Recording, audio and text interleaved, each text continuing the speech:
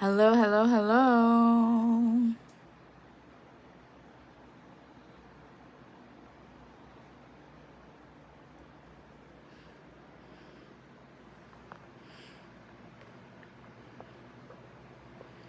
Okay, I think he's here.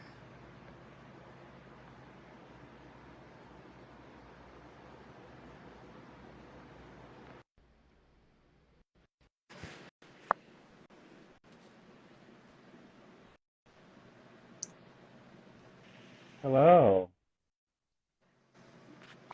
I never set my thing to just me. It was only me on there. Are you able to hear me? Yeah. Can you hear me? Yeah, I just wanted to make sure. I usually have like my headphones, but then I said let me use my Bluetooth ones just to make sure so I have a better quality mic. So I We want can people to hear be able you. to hear me. We can hear you. Okay. Can you hear me? Yes, I can. Okay. So, hello everyone. Happy Labor Day. I don't know if that's a happy holiday, but Labor Day, we wanted to have myself and Josh, and he will announce, like, tell y'all who he is. But we are both published authors, and we wanted to have an important conversation about the book industry, being a Black author, um, the rise of books for Black children that aren't written by us. So I titled it originally, Josh, as uh, Write More Books for Us by Us. I like that. I like that. But it was playing games. The enemy don't want people to hear this. So I'm going to They don't. retitle this while you're telling people who you are. Go ahead. Okay, well, I'm your favorite Uncle Josh. I am an author, a storyteller, a writer, an editor. I own my own editing company where we edit everything from, school papers, books, journals, dissertations. We write copies for websites. We write other people's books. We've helped co-write other people's papers. Pretty much, we're a writing, editing, storytelling based service. I am an educator myself. I have been teaching for 5 years. I have recently got out of education to go do other things, and I didn't know that. yep, I just recently removed myself from the educational field. I taught 2 years in Amish country, 2 years in institutional ed, and a year teaching Spanish to international students. So I'm now removing myself out of that. I have, published books myself when we were still human, and If Monsters Reign by Vaughn Foster, one of my editors, as well as I've published a coloring book through Sophisticated Press called The Book of Ruth. I also published a graphic novel about the Book of Ruth from my Amen. own. And then, of course, as I said, When We Were Still Human, a eulogy for our humanity by Vaughn Foster. So that is a little bit about me. If you need me, it's all Willie Fordham across social media platforms, and we'll have to work with y'all and take it away. Try to put it in the comments too, What? but I don't later. I'll add it later.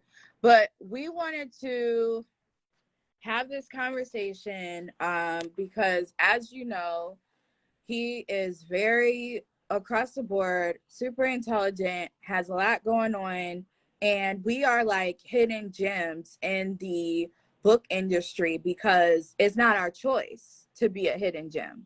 But I don't necessarily try to look at myself as beneath any other authors because of the route that we took, self-publishing.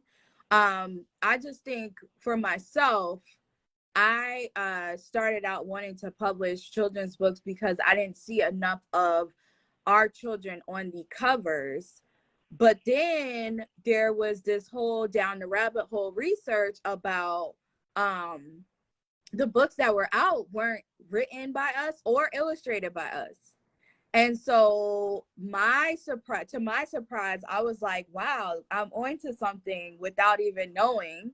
And that's kind of what we wanted to talk about today, because as Black authors and publishers of books, we don't really see a lot of us in that sector, in that industry. And it's 2022.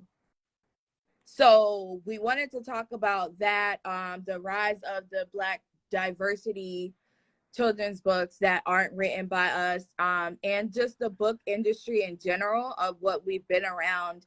And I don't know, Josh, you could kind of start with your disparities that you've been kind of seeing, because we both write in two different arenas, but it's the same to me, the same treatment. So you can kind of like share backstory of like what you've been dealing with as far as like getting your book out there, selling, all of it, because people don't know. So the thing is like, as Kristen said, me and her are at two different arenas. She writes children's books geared towards a lot younger. I write what a lot of people refer to as children's chapter books. It's just where your Captain Underpants, your Harry Potter, your oh my gosh, the Diary of a Wimpy Kid. So I write more of the children's chapter books age, which is still geared towards the younger people, not young adults. You still geared towards kids, but now they're starting to do chapters, bigger words. And we both saw this because Kristen actually brought this up too, where it was that one children's book that was a New York Times best-selling children's book, and it had nothing but Black people on it and in it. And she was like, and it was me and her and another one of our colleagues, Dr. Clark, and we were all like, and she was like, this book wasn't written by a Black person. I was like, it wasn't? They was like, no, he's a white man. And the illustrator, I think, was a Hispanic woman. Yeah. I was like, hold up. So I did my research. I said, oh my. Right? Huh? That was a year ago. I think so. Yes, yeah. I think it might have been. And I was just like, wait, what? And I was like, hold up. So then that prompted me to want to tell people, when you're doing your target audience, make sure you target to everybody. Don't just do one specific group, or like if Kristen's target audience is kids, make sure you market it to all kids. I mean, yes, it's good to have Black art, but make sure that you're going to the white spaces with your Black art. Right. Make sure you're going to the Asian spaces with your Black art. Make sure you're going to the Hispanic spaces with your Black art. Right. And so that got me thinking, like, okay, so Lord, this can't just be one person. And the next thing I know, I start to see a trend. And me and Kristen would slowly start sending books like, Josh, guess who wrote this book about this Black family? And we'll send each other a picture of some old white person and we're like, and we start cracking up. Guess who illustrated? It's again somebody old and white. And we're just both cracking up like, why are they writing about us? And I did tell Kristen, and I shared it in the coaching and business group that we're in this at, because we live in an area that's now about support Black businesses and Black Lives Matter. These white people know that, and they know that there's a market in Black business, even if they're not Black. A book, like, we come from the mindset, a book is a business. Right. So they come from that same mindset too. So well, actually, I did not start off like that. I actually didn't start off thinking that being an author was a business because of how much we're not in the space. Oh. You get what I mean? So we've been taught, me as a child being gifted in writing and drawing and all these things, I've been taught, oh, it's just a hobby. Oh. But no one told me I could get paid for the hobby. So it's like all these people are profiting off of like some of our dreams, visions and goals that we've had, but we don't even know where to start. And then when we get out there, it's kind of like we're pushed to the back a little bit. It's not because we choose to, it's just like, that's what it is. So go ahead. I just want to say. So now me and Kristen are at the mindset, because of our wonderful CEO, Renetta Gunn Stevens of Sophisticated Press, that every book is a business. And so we're noticing that a lot of those people see that, like, oh, this is a business, support Black businesses. They see my book, they're probably thinking that they're supporting a Black business, when in reality, there's actually a TikToker that literally sat down and literally said, like, all of your favorite Black children's books, and she listed like 15. She said, none of those are Black people. None of those aren't even biracial. None of those actually have like even one Black grandparent. Yeah. These are full 100% non-Black people that are writing my stories, or writing a story and using people that look like me.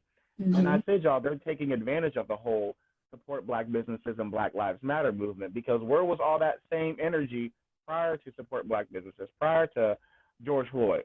2018, 17, 16. You didn't see it.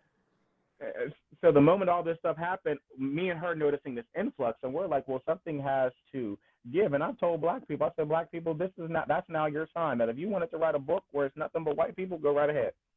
But here's the thing. We as a culture, or I don't even want to say a culture, but us as Black people, we've always been storytellers.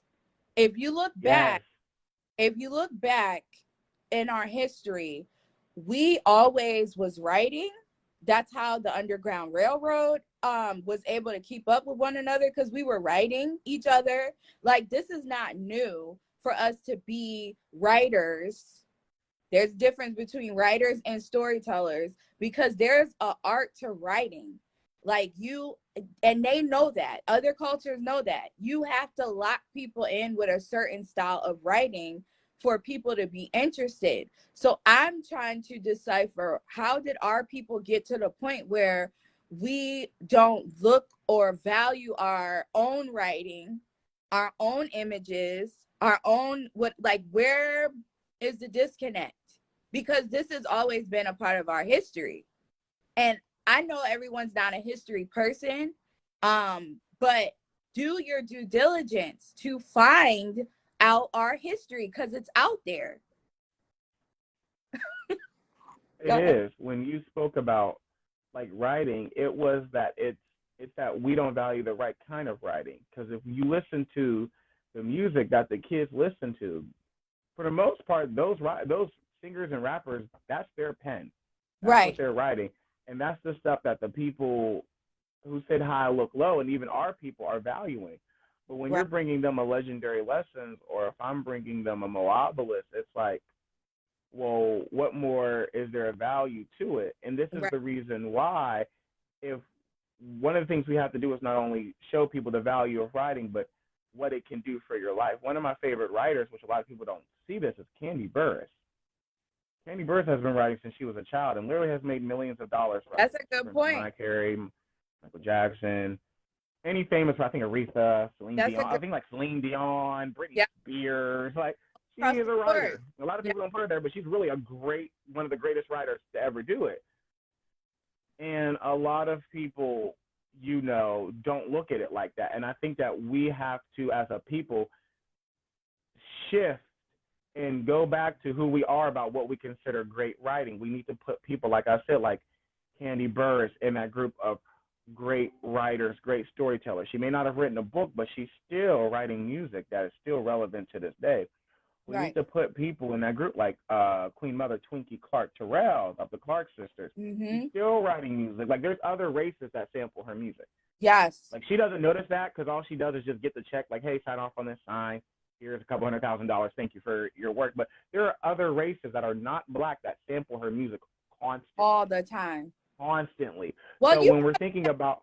You brought up a good point. Sorry to cut you off, but back with the blues era, all the documentaries coming out now about how much we wrote for Rolling Stones, all these people we've wrote songs for. So like I said, being writers and all of that is not new to us, but we never looked at it as a business because it's part of us.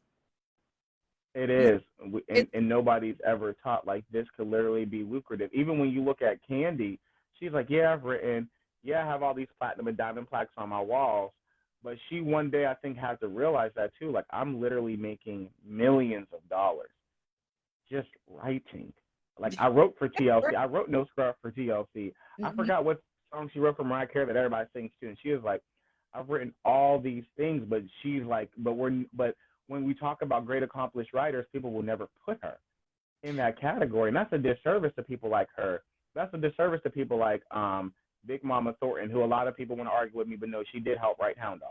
She did help write it, y'all. Yeah. Credit. She helped write it.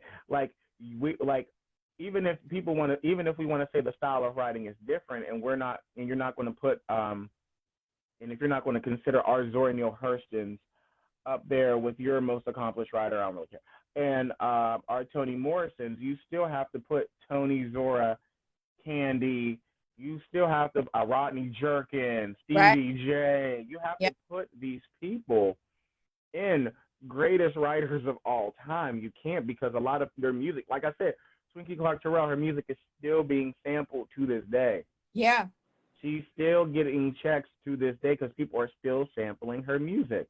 This is the reason why, if you notice why the reason why the Clark sisters shout and are honored by some of these people is because they're still, y'all aren't using her music. The church, y'all aren't using her music.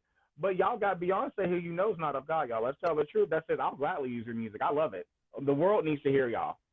What is she supposed to do? Just be broke? Well, that leads to the conversation part, this part of the conversation about diversity, because we've been told or taught as Black people that diversity is, oh no, you just need to be included in a project, like, because we need your color. But it hasn't taught about the diversity of how you can write. I can write a song today and give it to someone, and I don't have to be in the forefront, but I will make more money than them because I use my gift of writing.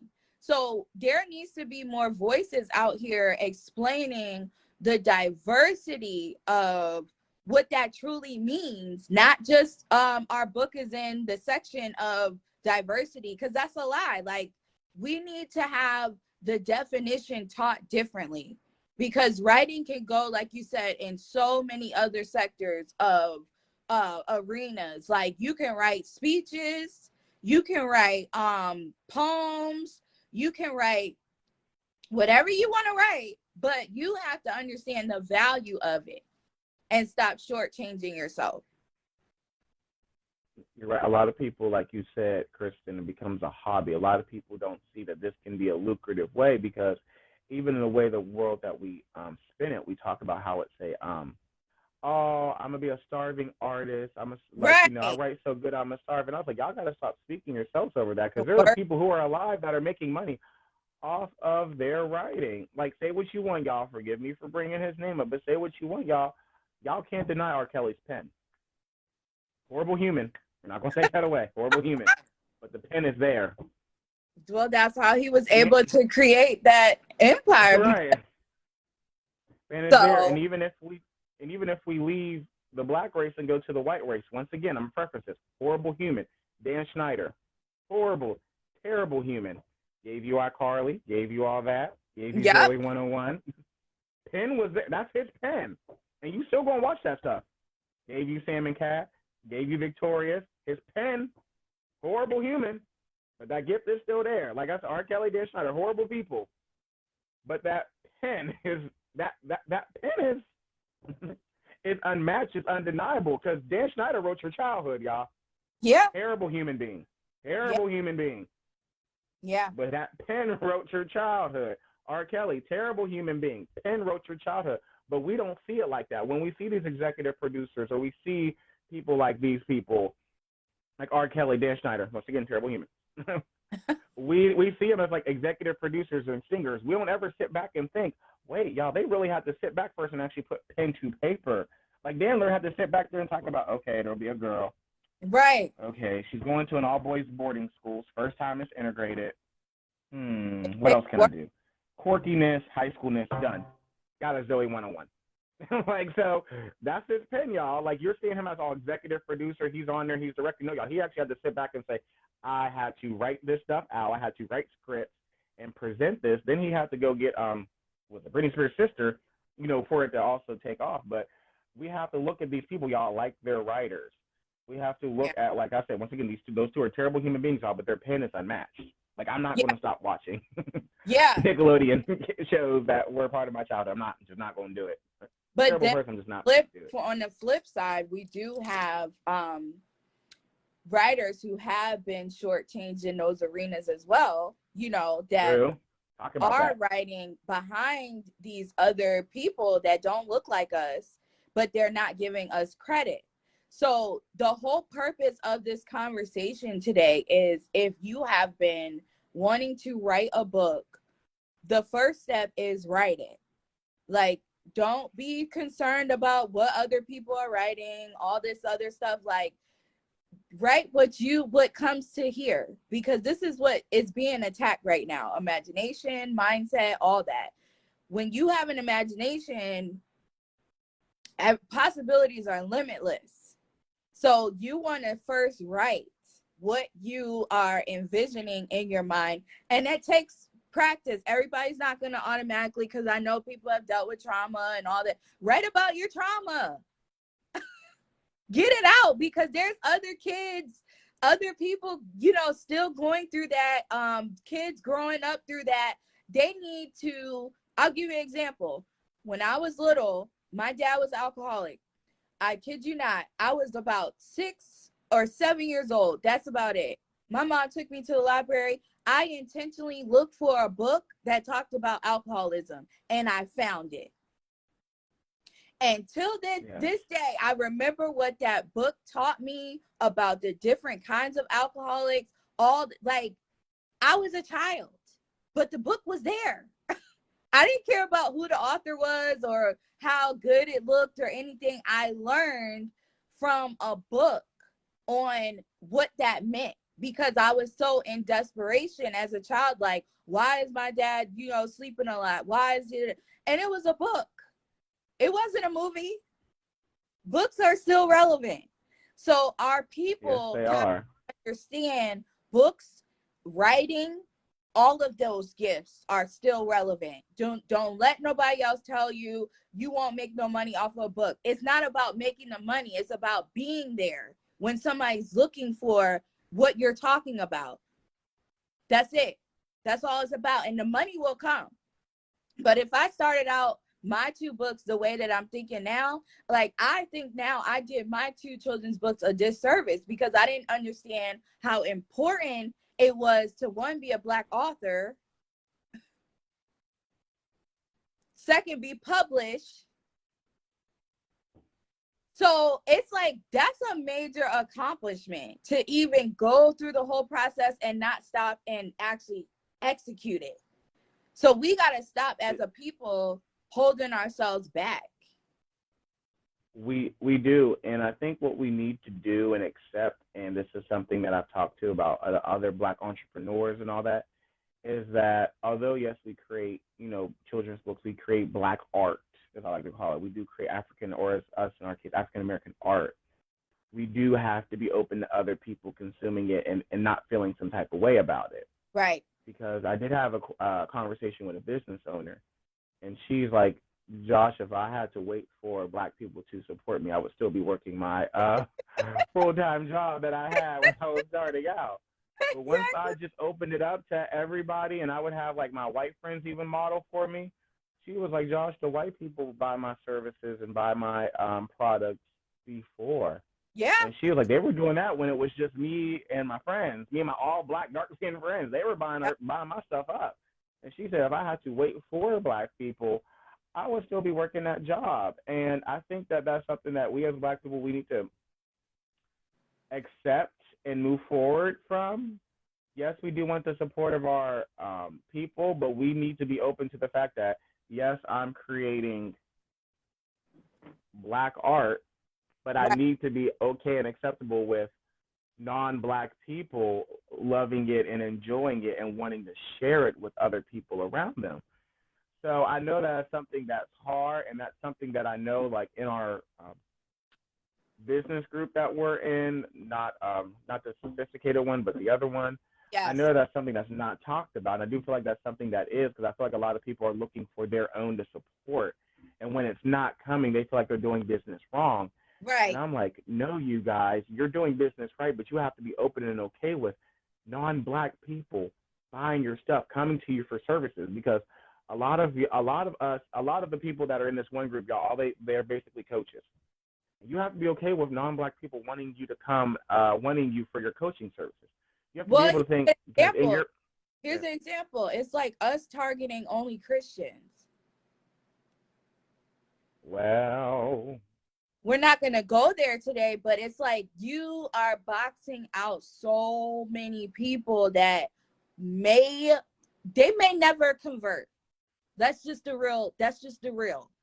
we got to swallow that pill and keep going. But if we made an imprint or a mark on their lives, that's all God wants us to do. Sometimes they're not going to go all the way.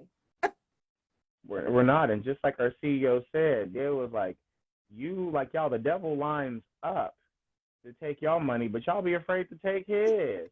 Ain't no blood on it. You got a non-Christian person say, "Oh, I'll pay that $5,000 for your service, Christian." No, you don't believe in Jesus. You just turn down $5,000. Here, give me that $5,000. It's like, no, take it. Take the five. Like, no. And I really want people to, if also they don't take nothing else from this, y'all, please be open to non-black. If you are a black artist creating black art, like me and her, be open to non-black people wanting your services. You guys, you have to market to everybody. Yes. Because I'm starting to talk to a lot of black entrepreneurs, and they've all said, if I've had to wait for black people to start supporting, I would not be where I'm at today. I literally had my cousin say that one of the gentlemen, he's like, I think he's also a cousin of mine too. He sells like bath bombs for $25, soaps for $50. He sells gift baskets for $500, and he's like, I'll go to white shows and I'll be like, oh, how much is this gift basket? I'll say $500. They're like, there you go, take it and walk away. He's like, black people show up, oh, bro, can I get a discount? Can you hook me up? And he's like, I live in the area. He said here's the thing. Here's the one that gets me. Oh, that's too expensive. Oh, I can't. He literally said that too. He was like, this one guy was like, oh, what can I get for $25? He's like, a bath bomb. He's like, I make everything from my hands from scratch. And I looked at him and I was just like, no, and I was listening to her and he was just like, he gets invited to do these shows like you do. He's like, the white people invite him. Yeah. And they call him and say, hey, you know the show coming up. You coming, right? Oh, well, he's like, well, I didn't put the deposit. We ain't asked for that. You coming, right? Because, people come specifically to see him. And that draws more money to the entire show. So he don't even really have to put down the deposit most of the time. They say, you alone, when they know that you're here, you draw stuff. And there's people that spend thousands of dollars with him because they love what he creates. And he's just like, he wishes that his people, our people, would do that. Would just been $500, like, oh, $500 here, $1,000. Oh, wait, both of these. That's another part of the problem that we're talking about today. As being a black author, we don't have money to start most of our projects in our community. We don't have inheritances. We don't have people that put us on the credit cards when we were in preschool. We don't have nothing built yet to the point where we can just be that and go for it and have a clear head. We don't have that. So when it's our people that are the ones that say our stuff is too expensive, or say, oh, you didn't put enough black people, or you don't talk to enough black people, or you don't sound like us, or you, it beats us down if we don't have no foundation. And most of us don't have foundation. But it beats us down to the point where some people just stop. They don't go past a certain point because, one, their people are not supporting them. Most of the time it's family or people behind the scenes you went to and you're like, I want to do a outer space comic book. What do you think our black family gonna tell us? When I tell you only one family member bought my stuff, everybody in my church bought my book. But only one person in my family bought my comic, bought my coloring book, bought my graphic novel. And I'm like, I've had a lot of white people buy it, though. And y'all, I got beef with being broke. That's a disparity, too. She said, so what is the resolution? So the resolution is what we were talking about. Do not box yourself in. Not saying you only have to sell to people outside of us, but once they see that, they'll come after that because they'll see how it's impacting other people's lives. They'll see that you are really putting the work in, and it's unfortunate that our community acts like that, but that's why we're in the position we're in America today. Because we don't support each other. We don't support when your child wants to be a writer. We don't cheerlead them. We say, no, get a real job. That's not a real.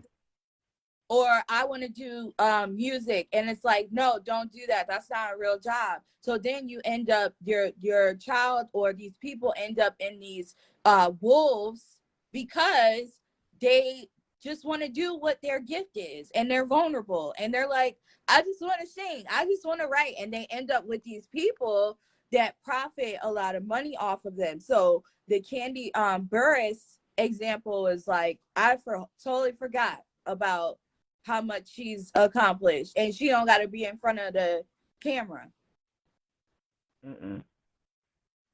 Crystal, I see that you asked, like, it's rooted in the mindset. How do we change the mindset? Me and Kristen aren't the first people to have this conversation. This conversation has been had since Dr. Frances Cress Welsing, Dr. Sebi, Marcus Garvey, probably the Queen Mother herself, Harriet Tubman, so Dr. King, Dr. Malcolm X, people who were alive before us. So at this point, when it comes to breaking generational curses, how do you change it? Is that you affect those that are closely around you, whether reach one, teach one, or teach one, reach one. So once you can break that there, because a lot of times, as people say, as long as you can get that one to change your mindset, you did something. So for me personally, when I have kids, that's what I'm going to be doing. I'm going to teach them, support Black-owned businesses. Now, if they're ratchet, don't support Black art. Now, if it's ratchet, don't. Yeah, just be careful with how you support your rap, because I like Love and Hip Hop. I do, right? Yeah. So I was like, be careful what type of ratchet art you want to support. But like if it's like kind of low, like if it's like, what was it, like how to do a hillbilly with the non-us palm coat, like don't. But if it's like respectable art or art that you even like, so even if it is that too, but it's like it's like family, because I know once I teach my child this, like Kristen's teaching hers, and that child will start influencing other people, and so forth and so on. But trying to teach the masses is what gets you discouraged. Right. And it gets you tired, and it gets you not wanting to do this. If you can just reach that one person, like I don't know if you have kids or not, or like a best friend or a sister, but if you can just change that mindset, say, girl, that that deodorant that you bought, that there's other natural deodorant from that Black-owned business that was right next. Yeah, it may have been $2 more, but support. Yeah. Oh, as much just pay $2. Oh, there's just $2 more. Get you yourself a natural deodorant. Yeah, it really starts with, like Josh said. I would personally say, if you have younger children around you, start with them. Don't be concerned about the adults, because adults think they know everything. Start with the children, because they will soak that knowledge up and they will carry it for the rest of their lives. I always tell people, my sip and paint classes, the easiest ones were the kids. It wasn't the adults. It was the kids, because the kids, they wanted to, like, they just sat there and they did it, and they soaked up the instructions, and they were fine, and they had fun. Adults that came in my class, they were like, oh, this is hard. Oh, I can't, I won't, I don't, all those words. And I'm like, we haven't even started the picture yet. And you're already like, no. You're like, no. Wait, not that we haven't even started paying. Like, we haven't even put the brush in your hand. I haven't even said put the brush in your hand. You said you can't. Brush in the water. Like, we haven't even started. I always have people like, well, what are we gonna do? How are we gonna do it? Everybody hasn't even got there yet. Y'all haven't went and got a snack, nothing. So I always say children are the easiest to teach and implement structure and whatever you're trying to teach them, because people look over children all the time. There's churches that have cut children's church. There's places that try to keep that part out. It's like, who's going to carry what we're trying to teach? We're not going to be alive forever. We're not. And he said, I call the young because they're strong, and the old because they know the way. So if you have, so we can't just be only a church that's old. And I tell people on the flip side, you can't just be a church that's only young too, y'all. Y'all need some older heads, some church mothers, some church fathers in there too, y'all. And it's a way is that we have to sit down. Like I said, how you change it is start this conversation younger. Like, have an open conversation on live or record a video. Let's say Kristen is somebody who's like 13 Mm-hmm. That's a little bit more of reasoning skills. And talk about, like, what is your dissatisfaction with, like, the church? What Right. is your dissatisfaction with, let's just, or be real, like the things of Jesus right now? Like, do you feel like you're being heard when you're at church? Like, and a lot of things too when it comes to children's church, and this is what something that people need to do. Stop getting 60 and 70-year-olds to be youth pastors. Can you say that? God, that yeah, stop getting 60, 70, 50, 40, 50, 60, 70, 89-year-olds to be youth pastors. Stop that. Y'all, there are saved, sanctified, Holy Ghost filled 20-something-year-olds Right. and 30-something-year-olds that are on fire for God. Hire them. Literally. Tell people, are you discriminating against age? Yes, we are. Because you're 90 trying to talk to a 20-year-old that has an iPhone, that came out the womb with an iPhone with social media. It And is a they'll disconnect. pay too. They'll stop shortchanging their pay too, because they'll pay the older ones more. And then They when will. because they don't respect you, they're like, oh, we could give you 19,000, 20,000. Like, who's gonna live off of that? Right. I can make more working at Burger at fast food, so I'm gonna Right. go do that. And so So that's one thing that needs to happen, y'all. You stop having these older people, because I'm not saying I did grow up with that, and their places were in the right place because they actually were teachers. Like during right. the week, all the women that did Sunday school and children's church were actual teachers. They actually taught in, I think, Pittsburgh City schools, so they were teachers. However, you need people that are there around their age that they can relate. Yeah. Like, because they're going to use, because like I said, AAVE, African American Vernacular English, Ebonics as we used to call it, evolves. So Yeah. you might not know a certain term or slang. You might know your generations of it, but it keeps evolving. You need somebody around that age that can understand them when they start saying bet. What? Right. You capping. What? You don't get that. Especially being around your grandkids a lot. Especially being around their grandkids a lot. Like, Right. so Like, and you need that, y'all. yeah, stop taking the writing and the open conversations out of these spaces, because it's teaching them to keep everything in, like suppressing it. That's how you have a whole bunch of oppressed children that grow up to be oppressed adults, because they are suppressing their creativity. They don't have nowhere to put it. Nobody's telling them, just get a regular notebook. Y'all having a whole conversation. I didn't even hear the conversation. Okay, good. But they're suppressing the creativity because they're not taught that, oh, I can like get a $1 notebook and write a whole script or story, or that's another thing, scripts. That's another way you can write movies, all these things that you can use that gift for. You don't have to just do a book, but there are other ways to implement your imagination into these industries. And we're not taught that. We're taught one way, or one We person really has are. to represent for 6 generations. The entire to We're come. And not in like, Martin Luther King no more. He's dead. Malcolm X is yeah, dead. Toni Morrison's yeah. dead. Maya Angelou's dead. Who's gonna pick up these batons? They are.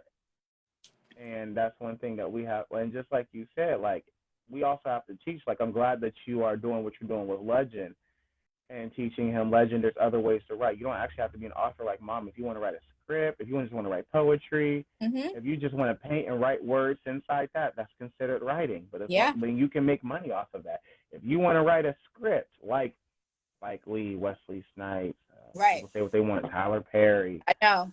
If you want to write these scripts, you can. Like, and somebody somewhere will produce it, and they'll want to put it on YouTube or put it on Amazon or on a streaming service. Somebody will want to bring this to life. You can take this to Sundance. Like, a lot of people don't know the steps. Like, a lot of people don't know.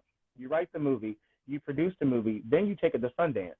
Right. And that's where they bid. And then you take it to these film festivals. Because a lot of these movies were actually made by independent writers and authors and independent directors. They take them to these film services, and then these people bid.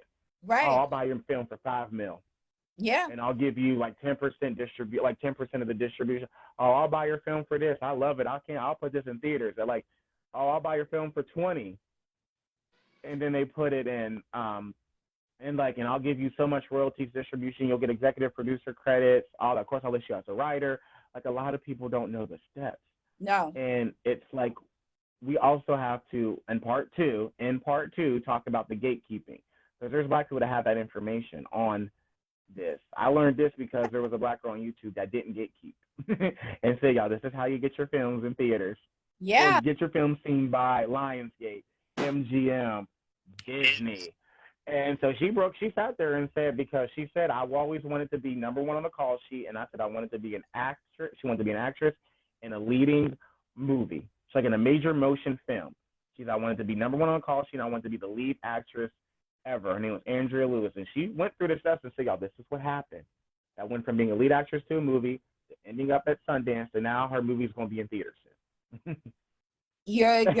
She was like, and she went through the process. And she was open. And I was like, many Black people don't know this. Many Black people realize it's this accessible. Like, it's really that accessible to have your movie in theaters. Like, really, like that accessible. Like, but that's what attainable. That's what I just learned about. That's a whole other life, because I just learned that about books and everything. And I'm going to have the audacity to end of this year. And ain't going to be till next year. I'm going to have the audacity to end of this year to release all of me, because I'm not gonna be cutting off like gifts because of not knowing knowledge or whatever. If you're looking it up and you're seeing people, like you just said, taking you through the steps, you have no excuse now. No excuse. I literally saw that and I was just like, she literally went through the steps. I don't even think she realized it, but she really went through the steps and showed people, now this is how your movie ends up in theaters. And if you follow these steps, you can do it too. Because it's not hard. That's the language that people have been using. The language is, this is hard. Oh, this is hard, tough, hard, tough, hard. Nobody wants. Just say you don't have to. Just say I don't have the funds, and go find somebody that will fund it. I don't have people who really will read this script and be like, oh, I like this. I'll put money behind this. I can put a couple mil behind this for you. Right. There's people out there here. So don't think that people don't have money. They're not able to fund yourself. There's people out here that have money. Don't let these images and all this stuff on social media lie to you. There's money out here. So anything else you want to add? No, I can't wait for part 2. Can I take this and post it all over my social media platforms as well? Yeah, I'm gonna try to put it on my YouTube today. Because it needs to be heard, and we'll try to figure out a time, everyone, on when we're going to get on again. We're going to get on at prime time. Prime time's usually like Wednesdays for some reason. I don't know, but we'll figure it out, and hope you all learned something. But we'll be back on later. Yes, we will. All right. Have a good Labor Day. Have a good Labor Day, you guys. Bye.